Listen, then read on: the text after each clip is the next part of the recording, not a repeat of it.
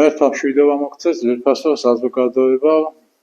დღეს ვისაუბრებთ ერთ მნიშვნელოვან საკითხზე, რომელიც ეხება ანტიქრისტეს მოსვლას და კერძოდ იმ საკითხს, თუ რა არის შემაკავებელი ძალა, რომელიც აჩერებს ანტიქრისტეს გამეფებას.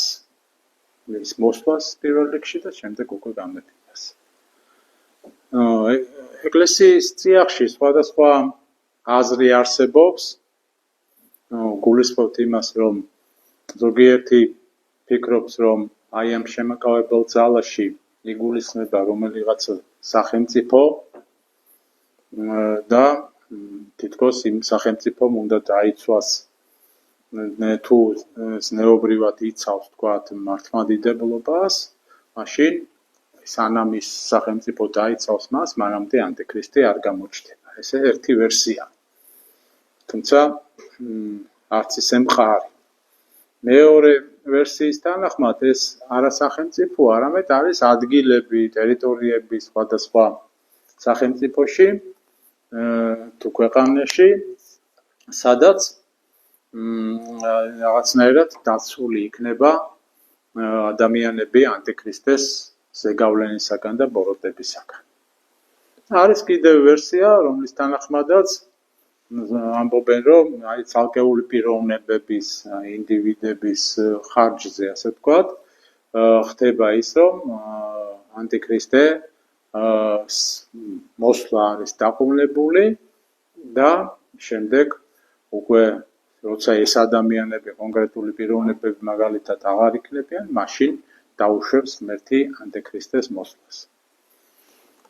გარკვეულწილად, ესე ვთქვათ, ყველას თავისი დასაყრდენი აქვს აი ამ ვერსიებს შორის, მაგრამ მთავარი, რაზეც გსურს ყურადღების გამახვილება, გახლავთ ის, რომ სინამდვილეში შემაკავებელი ძალა, რომელზეც საუბრობს პავლე მოციქული თესალონიკელთა მიმართ ეპისტოლეში, ეს გახლავთ ღვთის მადლი, ანუ ღვთის ძალა, რომელიც მოქმედებს კაცობრიობაში და ნელ-ნელა ზნეობრივად დეგრადირდება რა საზოგადოება, ნელ-ნელა ეს მადლი, აქ საუბარია როგორც საყოველთაო მადლზე, რომელიც ყველა ადამიანს გააჩნია და არა მაცხოვნებელ მადლზე მხოლოდ, არამედ საყოველთაო მადლი, რომელიც კაცობრიობას აქვს, რომლითაც არსებობს, ცხოვრობს, ყოფით ცხოვრებაში აქვს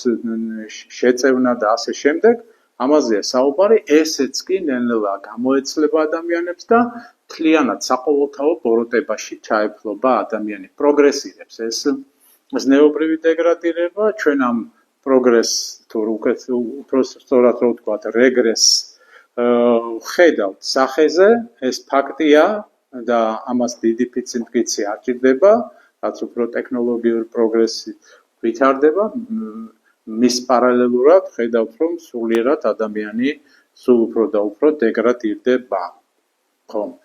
ეხლა ჩვენ საიდან ხვდებით ამას, რომ ჭეშმარიტება არის სწორედ იმაში, რომ ღვთის მადლი ვიდრე მოქმედებს ადამიანებზე, მანამდე და არავითარ შემთხვევაში თქვათ, სხვა ვერსიები არ არის აქ ყურად საღები.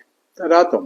თესალონიკელთა მიმართ მეორე ეპისტოლეშია სწორედ აი ამ შემაკავებელზე საუბარი, მაგრამ თავად პავლე მოციქული ბრძანებს ესეთ რამეს, რომ პირველ მოსვლის დროს, ანუ როცა პირველ თესალონიკელთა მიმართ ეპისტოლეზეა საუბარი, იქ იწყებს ამ განმარტებებს და ამიტომ მეორე ეპისტოლის შინაარსი ჩვენ კონტექსტიდან ამოგლეჯილად არავითარ შემთხვევაში არ უნდა გავიგოთ, იმიტომ რომ თვითონ ამბობს მოციქული, რომ პირველად რო ვიყავით თქვენთანო ამის შესახებო დაწვრილებით გესაუბრეთო, ამიტომ მეორეზე ამ საკითხზე ესეთი დაწვრილებითი საუბარი არ არის იმ იმედით, რომ მოციქულის გაიგეს თესალონიკელებმა და უკვე კიდევ ერთხელ უკვე აგრძელებს საუბარს ყოველგვარი განმარტებების გარეშე. ეს კარგად ჩანს, თუ დაუკვირდებით ჩვენ მეორე თესალონიკელთა მიმართ ეპისტოლის მეორე თავის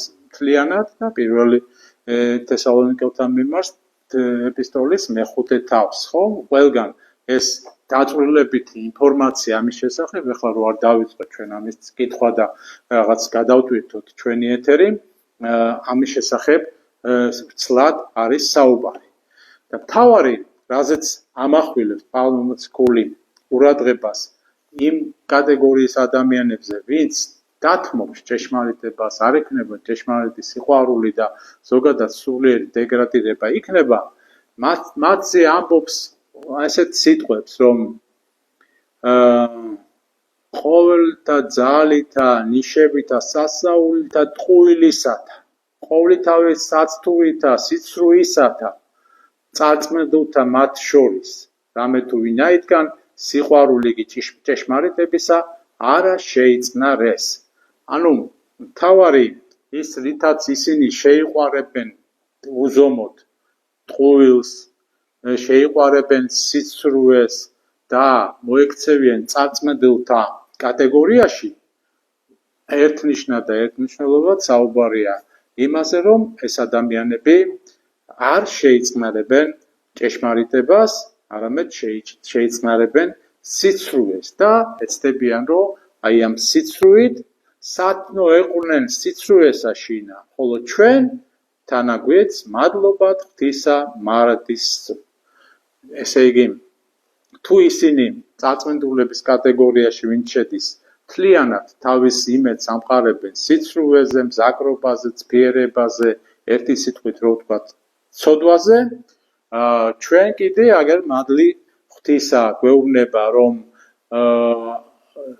მცირე სამწყსო, რომელიც უნდა გადარჩეს, ის აუცილებლად გადარჩება ღვთის მარადის მადლობით. ანუ ღმერთს მადლობს ყველაფრისთვის, იმ განსაცდელებისთვისაც, რომელიც მოეწია ადამიანს და იმ ყველა ფრისთვის, რაც მიცა ადამიანს ღმერთმა. აქედან გამომდინარე, მცირე სამწყსოს კატეგორიაც რატო ქვია მცირე? იმიტომაც ქვია ძმაუნდადან, რომ ამის ატანა ყველაფრისა, რაც მცირე სამწყსოს უწევს, ხო, ამისი ატანა მასშტაბური სახით იმ პერიოდის კაცობრიობას უკვე ხედავთ ჩვენ, რომ ამის ატანა არ შეუძლია თანამედროვე ადამიანს, მით უფრო იმ პერიოდის კაცობრიობას ჭეშმარიტების თაყვანისცემა და თქმა იმისა, რომ არის მხოლოდ მართლმადიდებლობაში არის ცხონება და მხოლოდ ღვთის თაყვანისცემით შეიძლება ადამიანი და მადლობით გადარჩეს ღვთის წინაშე, ხო? აი ამ კატეგორიის ადამიანების უკიდურესი შემცირება მოხდება ბოლო ჟამს. ნახეთ შემდეგ პავლე მოციქული ასეთ სიტყვებს ამბობს, რომ ყოვლისაგან ბოროტისა საქმისა განვეშორებით და მაშინ თავადმა ღმერთმა მშვიდობისამან წმინდა გყნეს ჩვენ. ანუ პირობა იმისა, რომ ცხონდეთ და გადავრჩეთ რაში მდგომარეობს? ყოვლისაგან ბოროტისა საქმისა განშორება. ეს არის აუცილებელი პირობა და ამის შედეგად ადამიანს ეძლევა თავად ღმერთმა მშვიდობისამან წმინდა გყნეს ჩვენ. ყოვლითა სრულებით.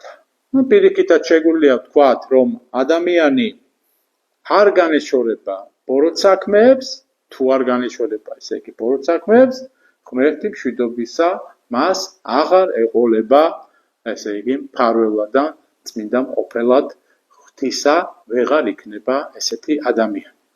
აქ პირდაპირ ჩანს ეს კატეხონი ქვია აი ამ შემაკავებელ ძალას, რომელიც მოქმედებს დღემდე კაცობრიობის ისტორიაში და ჩვენ ხედავთ, რომ ღვთის მადლი პირველი საუკუნეებიდან გაღვივდა და ეკლესიაში მოეფინა, მთელ მსოფლიოს მოეფინა ეკლესია, გავრცელდა მთელ სამყაროში და შემდეგ უკვე ეტაპებით იწყება იმ აპოკალიფსური ნიშნების გამოჩენა, რომელიც სახეზე ნენელა ჩვენ ვხედავთ, ხო?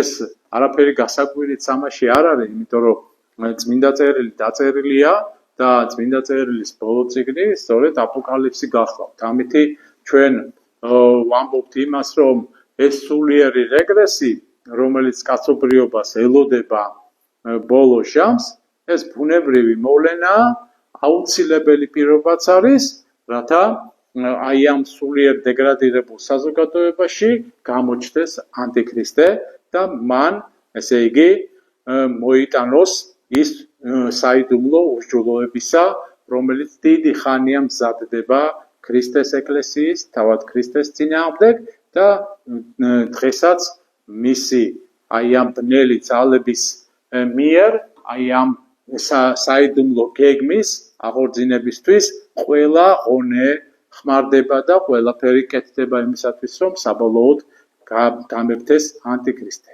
საიდან ვხედავთ ჩვენ ამას? გადავხედოთ უფრო უკვე ღია განცხადებებს იმ საიდუმლო ოკულტური თუ ეშმაკისეული სატანისტური საზოგადოებებიდან, ვინც გინდა აიღე იქ მასონები იქნება თუ სხვა ოკულტური ძალები თუ მაგიის წარმომადგენლები, ყველგან ვხედავთ ჩვენ უკვე ღია წარმოდგენას იმისა, რომ ეშმაკი თავის აი ამ საიდუმლო გეგმას უკვე აღარც მალავს. ეს ერთი პირობა, რომელიც აუცილებელი იქნება ბოლო ჟამს, რომ ანტიქრისტე გამოფდეს, უკვე ნელ-ნელა სახეზე ჩანს და ვხედავთ ჩვენ ამას. მეორე, ეს არის ის სულიერი დეგრადირება, გარყვნილება, გახცნა, ანუ სიცრუის თაყვანისცემაში რა იგულისხმება და არაჭეშმარიტებისა. ყველანაირი ცოდვა, ცფიერება, მზაკრობა, ტყუილი, რაც კი ადამიანს შეიძლება ჩაიდინოს ადამიანმა უпростоრად ეშმაკის შთაგონებით, ხო? ყოველივე ამას ის დიდი სიხარული და დიდი მონდომებით, ენთუზიაზმით განახორციელებს. ნუ შესაბამისად ჩვენ დასკვნა შეგვიძლია ესეთი გავაკეთოთ ამ საუბრიდან, რომ ყოვლისაგან ბოროტ საქმეთაგან განშორება ადამიანისა აღესრულება ღვთის, მადლის და წყალობის მიერ. სხვანაირად ეს ვერაფრით ვერ მოხდება. იმიტომ რომ შეწევნა უფლისა არის დაისადგურებს მხოლოდ იმ ადამიანებზე, წმინდა წერილი ამაზე მკაფიოდ გვესაუბრება, რომლებიც იქნებიან მცირე სამწყსოს წარმომადგენლები. ეს არის ის ერთგული სამწყსო ქრისტესი, რომელიც არ შეუშინდება ამ ანტიქრისტეს ბოროტებას, მზაკრობას, მიუხედავად დიდი ხიფათისა მათ პირად ცხოვრებაში, დიდი დევნისა, შეურაცხყოფებისა, რომლებიც აუცილებლად იქნება და კიდევ უფრო გაძლიერდება, როგორც ჩანს და იკვეთება დღეს, ჩვენ ამას ვხედავთ რეალურად, იმიტომ რომ როგორც მაშინ იყო პირველ საუკუნეებში ქრისტეს მოძღვრება, თავად ქრისტე, მიუხედავად იმისა, რომ ჭეშმარიტი ღმერთია და მხოლოდ სიკეთი აქვს ნაკეთები და მტრების აღდგენა და მხოლოდ ადამიანისთვის სიკეთის კეთებით იყო გამორჩეული, მიუხედავად ამისა, ჯვარს გააკრეს მათ ის ამ ბოროტი ძალების მზრახველებმა, ასე ვთქვათ, იქ ყველა იგულისხმება, როგორც იუდეველები, ისე წარმართები, ხომ, ჰეროდიანელები, სადუკეველები, ყველა ფარისევლები, ყველა ეს მზაკრობაში, ამ კოლექტიურ მზაკრობაში მაშინ იმყოფებოდა ქრისტეს და ქრისტეს მოწაფეების წინააღმდეგ და იგივე ვხედავთ, ოღონდ სხვა მასშტაბებით, რა თქმა უნდა, აბსოლუტურად აი ამ ბოლო აკორდს თანამედროვე სამყაროში, როცა ეს ბოროტება იმდენად გაძლიერდა ადამიანებში, რომ საზოგადოებაში თითქოს მადლის ადგილი აღარ რჩება. ჩვენ ამას ხო ხედავთ, გრძნობთ ადამიანებში, ხომ ჩამოთვალოთ რომელი ერთი ვთქვათ ის სიკვდილიანობა, რომელიც ადამიანები კლავს ერთმანეთს, უკვე აღარ არის ლაპარაკი ვიღაც სხვა ადამიანებს, საკუთარი ოჯახის წევრებზე, ხო? ისი მანიშნებელია ეს, მხოლოდ და მხოლოდ იმის მანიშნებელი, რომ მადლი ტოვებს ადამიანს. და როცა მადლი ტოვებს და ეს შემაკავებელი ძალა ამაში იგულისხმება ადამიანს, მაშინ ის მხედზე უარესი ხდება. ასე რომ ეს ბოლომდე, როგორც ჩანს, ეს ესტაფეტა გადავა ბოლომდე და სულ უფრო და უფრო პროგრესირებადი იქნება ურჯულოება, ეს ცხადია, ჩვენ ამისი არ უნდა შეგვეშინდეს, პირიქით უნდა ვიცოდეთ, რომ ესეთი კატეგორია სულ უფრო და უფრო მომრავლებული იქნება და უფრო მეტიცაც გეტყვით, ეს ადამიანები, რომლებიც მომრავლებულად იქნებიან და თავის აი ამ უჯულოებაში გაბატონებულები, ისინი თვითონ ამ მცირე სამწყსოზე იტყვიან, რომ აი ეს მცირე სამწყსო, მცირე ადამიანების მცირე ჯგუფი არის ფანატიკოსი, ბნელი, შეიძლება თქვან ღვთის მტერიც კი, იმიტომ რომ მათთვის ღმერთი იქნება არაჭეშმარიტი ღმერთი, არამედ ანტიქრისტე და სატანა, რომელსაც ისინი ფარულად ეს საუკუნეების მანძილზე ეთაყვანებიან. ღმერთმა გვიშველოს, ძმა უნდა დანო, ეს დრო მოვა თუ არ მოვა, მალე ჩვენ არ ვიცით, მაგრამ სახეზე არის ეს პროგრესი ცოდვისა, რასაც ჩვენ სულიერ დეგრადირებას ვეძახით და ეს დეგრადირება მიიღებს აბსოლუტურ სახეს. ამაშია, ეს არის ხაზგასასმელი აქ. ანუ აბსოლუტურ სახეს, როცა ლაპარაკობ ჩვენ ამაზე, გულისხმობთ იმას, რომ ადამიანს უბრალოდ ვეღარ დაელაპარაკები ჭეშმარიტებაზე. ვეღარ დაელაპარაკების ნეობაზე. იმიტომ რომ გეტყვია შენ ფანატიკოსი ხარო, შენ არანორმალური ხარო. გეტყვიან იმის გამო, რომ თქვა ყავს ხარ ერთგული შენი მეუღლის, შენი სამშობლოსი, შენი ეკლესიის. ამის გამო გეტყვიან, რომ ხარ არანორმალური. იმაზე კი არა საუბარი, რომ რაღაცას აშავებ თუ არ აშავებ. აქ ამაზეა საუბარი, რომ რასაც კარგს აკეთებ, ეს იქნება პროტესტის ნიშანი იქნება მათთვის, გამაღიზიანებელი, იმიტომ რომ ამითი შენ როცა სწორად ცხოვრობ, ხო ვიცი ჩვენ რომ ამას რა მოყვება, რომ ხილება, ხო?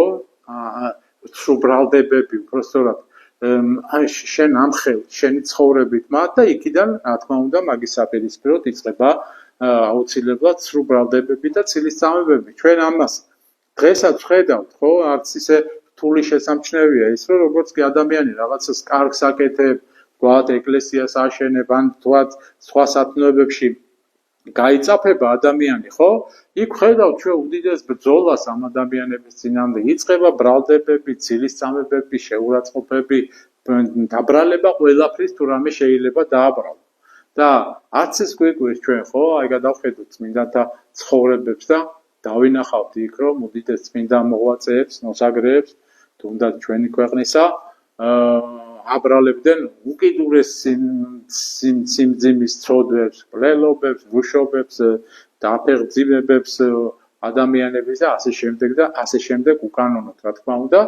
და ეს ყველაფერი იყო ასატანი ჩვენი წმინდანებისთვის და ჩვენთვისაც უნდა იყოს ეს ასატანი, იმიტომ რომ ბოლო ჟამი სწორედ ამითია გამორჩეული, ეს მადლი შემაკავებელი ძალა, რასაც პავლე მოციქული თესალონიკელებს ეუბნება, ამითი ყველას გვეუბნება, რომ ეს შემაკავებელი ძალა საბოლოო ჯამში აიღება დედამიწიდან. გესმით, რაზეა საუბარი და დარჩება მხოლოდ იმ ადამიანებში, ვინც იმ ბოლო ჟამს მცირე სამწყსოს მიეკუთვნება. ასეთი იქნება კაცობრიობის სულიერი მდგომარეობა და ჩვენ ამისთვის უნდა ვიყოთ მზად. ღმერთმა დაგვიწყოს სწავლობა და კურთხევა არ მოგვაკლოს. ამინ.